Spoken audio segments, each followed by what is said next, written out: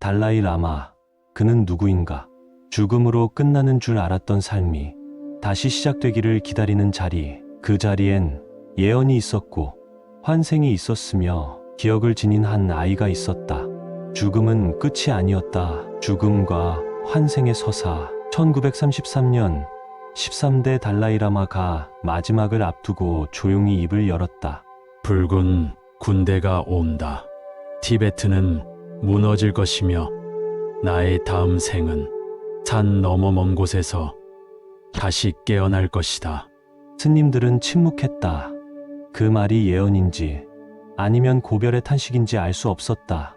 하지만 몇십 년 후 그의 말은 모두 현실이 되었다.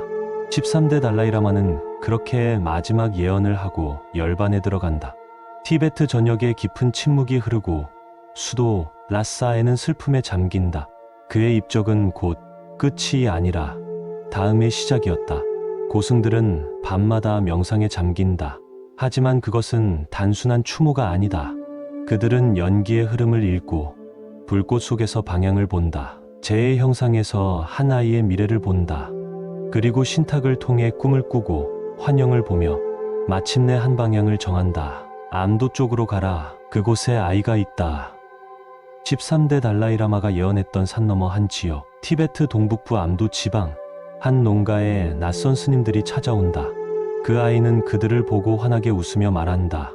왜 이제 왔어요? 스님들의 심장은 멎을 뻔했다. 아이의 말과 표정은 마치 오래 기다린 벗을 다시 만난 듯한 따스함이었다. 그리고 시험이 시작된다. 13대 달라이라마가 생전에 아끼던 물건들, 기도구, 작은 북, 나무 장난감, 붉은 숄, 찻잔 등 그중 일부는 진짜였고 일부는 똑같이 만든 가짜였다. 아이 앞에 조심스레 놓인다. 스님들은 숨을 죽이고 작은 숨소리조차 가다듬으며 기다렸고 긴장된 마음으로 아이를 지켜보았다. 아이가 손을 뻗었고 잠시 머뭇거리더니 작은 방울 하나를 조심스레 집었다. 이건 내가 예전에 쓰던 거예요. 소리가 아주 예뻤죠? 그 순간 방 안은 고요에 잠겼고 스님들은 조용히 하지만 분명히 고개를 끄덕였다. 아이는 방울을 흔들었고 그 소리는 마치 과거의 울림처럼 방 안을 채운다. 그러고는 붉은 가사 위에 놓인 작은 찻잔을 들었다. 이거 제가 깨뜨렸었죠? 스승님이 조심하라 하셨는데 제가 몰래 갖고 놀다가 스님들은 숨을 들이켰다. 그 이야기는 단 한 명만이 알고 있었던 기억이었다.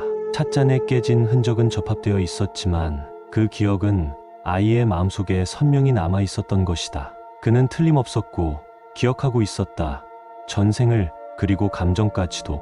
스님들은 틀림없이 그가 왔다 라는 것에 확신을 하게 되었고 그를 14대 달라이라마로 불리게 된다. 1940년 만 4세의 나이로 텐진 갸초는 공식적으로 14대 달라이라마로 즉위한다. 그러나 그것은 왕관이 아니라 수행의 시작이었다. 새벽 4시 잠결 속에서도 눈을 떠야 했다. 한겨울에도 차가운 물로 몸을 씻고 기도문과 논리학, 철학, 자비의 가르침을 하루도 빠짐없이 익혔다. 하루 14시간 이상 수행과 학문에 매진하는 날들이 이어졌다. 그의 곁에는 늘 노승들이 있었고 때론 엄했고 때론 따뜻했다. 어린 달라이라마는 불교의 전통 철학을 넘어 서양 철학과 과학에도 호기심을 보였다.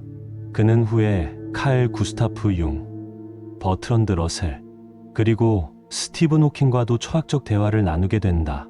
그는 단순한 종교 지도자를 넘어 서양과 동양, 과학과 명상을 잇는 다리로 성장해 갔다. 1950년 중국 인민해방군이 티베트를 침공한다. 그들의 명분은 영토 회복이었다. 하지만 실상은 전통과 영성의 뿌리를 뽑는 침탈이었다. 당시 15세였던 달라이라마는 비록 어렸지만 티베트 국민의 불안에 응답해야 했다. 그는 직접 중국과의 협상에 나섰고 평화를 원했다.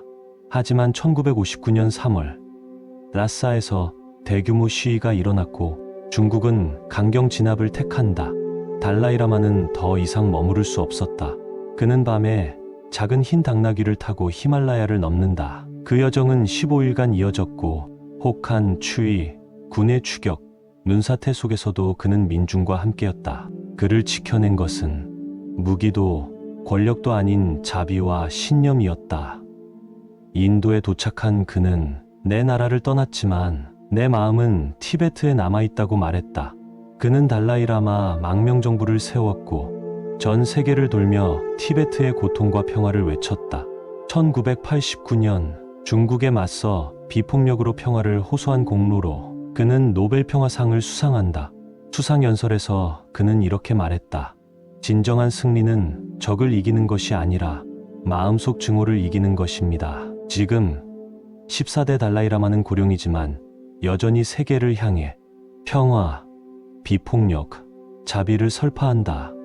그는 지금도 많은 사람들의 질문에 답하고 젊은 세대와 소통하며 웃음을 잃지 않는다. 그러나 아직도 세계는 평화롭지 않다.